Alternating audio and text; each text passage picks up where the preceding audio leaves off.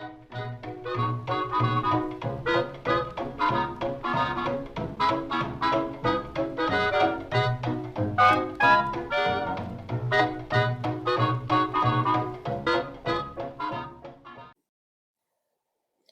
all, it's Vintage Vinny, and welcome to another eBay sales video where I share my top sales for the month.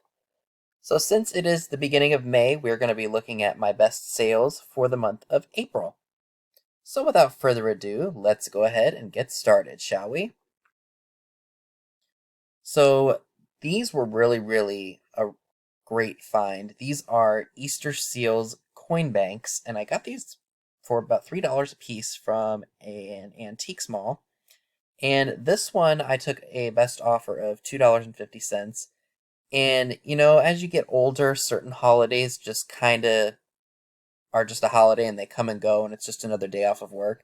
And I had completely forgotten that Easter was just right around the corner when I listed these. So I wasn't surprised, or actually, I was surprised that these sold quick because I had forgotten that Easter was about a week away. So again, paid $3, and I took a best offer on this one for $22.50. This one is a little bit different. It's not a solid color, it's more of an outline. The flower is, or at least that's what I think it is. And again, paid $3 and it sold for $29.99. With those two sales, that basically paid for everything that I bought at this one antique mall. So I was really happy with that. Now this was a really good score. This I bought at the Antiques Marketplace of Lemoyne, which is out in the Camp Hill, Pennsylvania area. I love that place. It is so big. So many good things to choose from, so many vendors. A lot of people have sales. I highly recommend checking them out if you have not been there or if you're in the area. So this I found amid a bunch of like a crafters kind of booth. You know how some people will take older things and they'll repurpose them and put them into something different? Well, this Fenton uranium glass shade was actually put on top of a handmade wooden votive, like for a candle. And I knew that it was Fenton, and I had my black light so I could see if it was uranium, and it does glow. It's custard glass, and it was signed by the artist right here, so that's how I knew it was Fenton. So I paid $12 for the shade and the wooden votive, and when I sold it for the $30, I just went ahead and included the votive holder to go with it, because I felt that, if someone doesn't have the fairy lamp base to it, or if they're just looking for a fairy lamp base to go with it, they have something to at least put it on and it'll be secure. So yeah, I did pay up for it at 12, but I still made $18. So that was a really good pickup. Now this is something that I contemplated taking off of eBay and putting in a live sale. And this is probably one of the first items that I found right as our restrictions were uplifted last year. So this is an Anchor Hawking milk glass footed cake plate with the grapes and the vines in the original box. And that's not something I see very often. And I think I paid about $8 for it. I had it up for a crazy amount of money. I can't remember what it was. Maybe I had it up for like $50 and then I dropped the price down. And I believe I took a best offer of $30. So I paid about $8. So that's still about a $22 profit.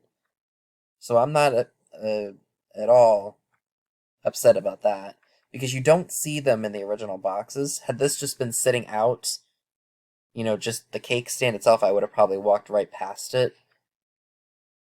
And it even had the original sticker, which, looking at this now, I completely forgot about. So that was another great thing that made me buy this item. And speaking of Fenton items, this is another piece that I picked up a while ago. Actually, I picked this up on my way out to the Lancaster area where I met the old Curiosity Shop. We are actually planning on doing another meetup, he and I, and we're going to go to some different places out in that same area. So I stopped at one thrift store on the way, and I spotted this cobalt blue etched ginger jar, and it caught my eye because I do like blue. And it has the Fenton stamp on the bottom, like it's pressed into the glass. So that's probably the 1970s. And it is also signed by the etcher, I believe. What attracted me to it was that butterfly with the flowers, and again, it's etched into the glass. And I immediately picked it up, and I think I got it for like $4. Now, I think I brought it up to the register, I remember, and he's like, "Oh, it had 10 on it." And I was a little on the fence about paying 10 for it, but I said, it is something different, something I've never seen before, so that said to me, go ahead and buy it. So I brought it up to the register, and he's like, we're not going to sell that to you for $10. We're going to give it to you. I think I got this and some candle holders for, I think it was like, maybe it was 10 for both pieces. I can't remember. No, I think it was 6. Because I think the candle holders were $1 a piece, and then this was $4. So he gave it to me for a really good price.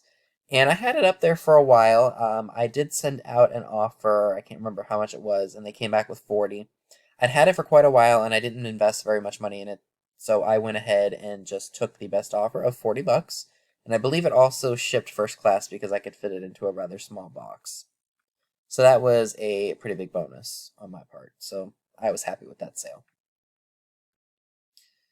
Now, you all know my love of Coca-Cola trays, and I love finding them when I can get them on the cheap, whether I buy them on eBay and then I resell them on eBay, or if I find them at a flea market or an antique store and people don't know what they have. Everyone loves that, especially when it's something that they really like. So, this was on eBay for quite a while, and then, actually, no, sorry. I was just scrolling through eBay listings and I saw this one, and I said, okay, you know what, maybe I can get a good deal on it. So, this is the 1916 Elaine serving tray, also known as the World War I girl. If you can tell by the image, the trademark is in the tail of the sea, as I mention all the time when I talk about my Coca-Cola trays. The image on the tray itself is very bright and it's not like fuzzy and, you know, it's just a really nice piece and it's over 100 years old. And for it to be in the shape that it's in is pretty remarkable despite the rust and the paint loss. Now, the bottom did have some condition issues, as you can see. It looks like the rust ate away at some of the metal. And it was a little sharp in places too. There was that big old streak of rust at the back. But again, this piece was over 100 years old. And it's not mint, but it's still in better shape for something being over a century old. Now, despite the rust, it did not sell for $60. I think I paid about $30 for this, with the intentions of doubling my money. But I did keep my mind open to the fact that the rust would probably affect how much I would get for it. So I did end up taking a best offer of $45 for this. So I made 15.